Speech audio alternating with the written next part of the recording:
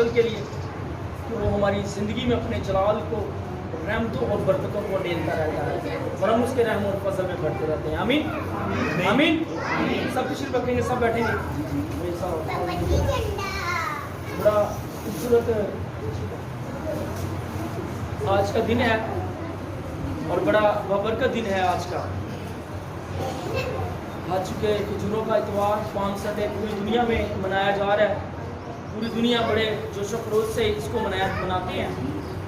لیکن محض میں اکثر آپ لوگوں سے یہ کہتا ہوں کہ کیا ہم رسمی طور پر تو نہیں یہ ساری رسمیں کر رہے ہیں یا چرچ میں آتے یا وہ سب کام کرتے جو مسیحی لوگ کر رہے ہیں، جو ہمیں سکھایا گیا ہے. آج مجھے کوئی بتائے گا کہ پام سنڈے ہم کیوں مناتے ہیں؟ آج کے دن خدا یسوع مسیح کی عید تھی جی، اور کوئی؟ یسوع مسیح یروشلم میں داخل ہوئے، انٹر ہوئے جی. وہ بادشاہوں کا بادشاہ تھا، وہ گدھی کے بچے پر سوار ہوا. زکریہ کی کتاب میں لکھا تھا، یہ نبوت لکھی ہے زکریہ 9 باب 9 آیت میں، یہ نبوت تھی جو اس نے متی رسول کی انجیل کے وسیلہ سے پوری کی. کوئی اور مجھے بتائے گا یہ عید منانے کا، یہ یروشلم میں انٹر ہونے کا مقصد کیا تھا خدا ان کا؟ آج ہم بائبل مقدس میں سے چند حقائق کو سیکھیں. بات کو جی، اسرائیل کو خدا نے بچایا تھا، بالکل یہ بھی ٹھیک ہے. آج میری بات کو ایک ہمیشہ یاد رکھیں، ہم کرسمس مناتے ہیں، بڑے جوش و خروش سے مناتے ہیں. صرف ہم مسیح یسوع کی پیدائش کا دن کو مناتے ہیں، لیکن وہ دن دوبارہ نہیں آئے گا. ایسا ہے کہ نہیں ہے؟ کیا مسیح یسوع دوبارہ پیدا ہوگا؟ نہیں، ایسا نہیں ہے. صرف ہم اس کی پیدائش کے دن کو مناتے ہیں. ہم عید قیامت المسیح مناتے ہیں جو کہ چند دنوں کے بعد ہم منانے کو ہیں. یہ صرف ہم مناتے ہیں، لیکن اب مسیح یسوع صلیب پر لٹکے گا نہیں اور تیسرے روز مردوں میں سے جیے گا نہیں، کیونکہ یہ کام اس نے کر دیا ہے. لیکن بائبل مقدس ہمیں سکھاتی ہے کہ جو پام سنڈے ہے، اس رسم کو دوبارہ دہرایا جائے گا، اس رسم کو دوبارہ کیا جائے گا، کیونکہ یہ عام رسم نہیں ہے، عام کھجوروں کا تہوار نہیں ہے، بلکہ مسیح یسوع ایک بار پھر ہمیں ہمارے اپنے ساتھ لے کر اس رسم کو دہرائے گا اور بائبل میں سے ہم پروف کریں گے، بائبل میں سے ہم سیکھیں گے.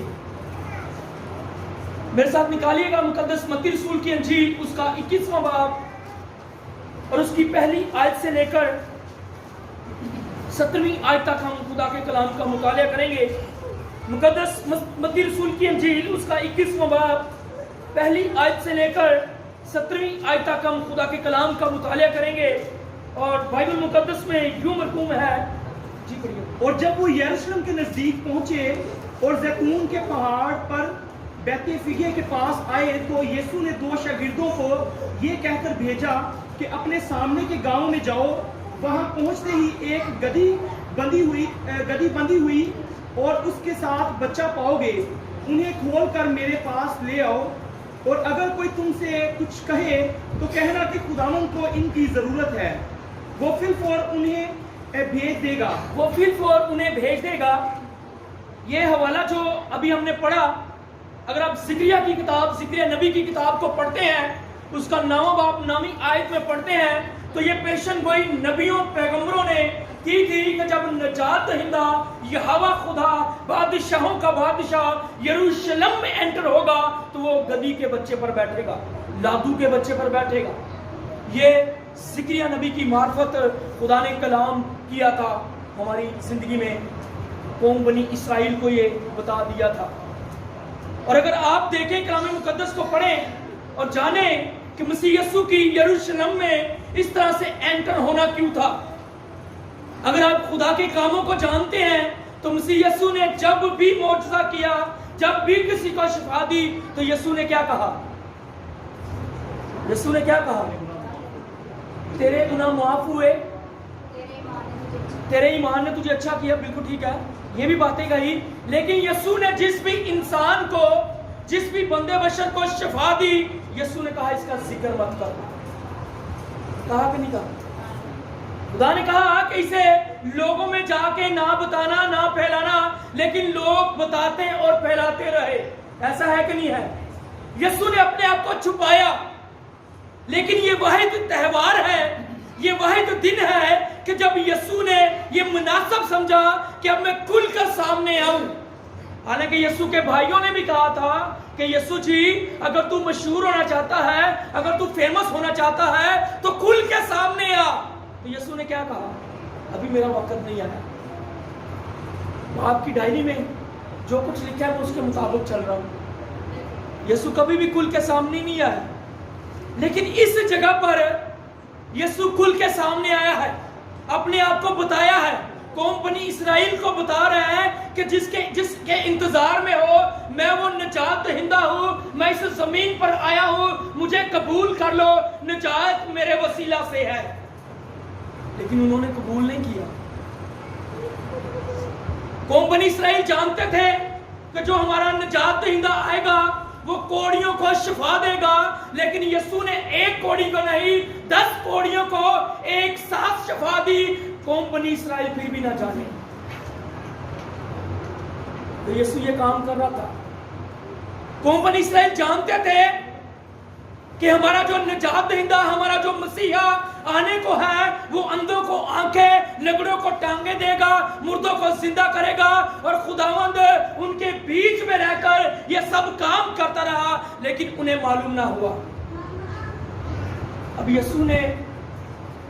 यीशु को मालूम हो चुका था कि मेरा वक्त नजदीक आ गया है, मैं पकड़वाए जाने को हूं, मैं सलीब पर लटकने को हूं, अब मैं मरने को हूं।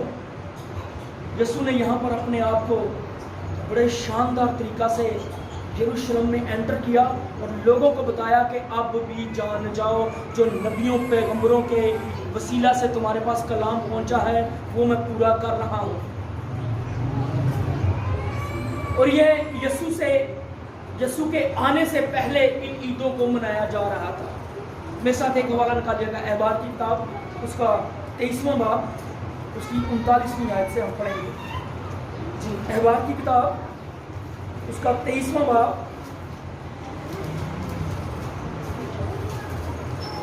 उसकी 39वीं आयत से हम पढ़ेंगे। मैंने इसलिए कहा कि ये ईद जो है हमारे लिए बड़ी खास अहमियत रखती है, क्योंकि इस ईद को दोबारा दोहराया जाएगा।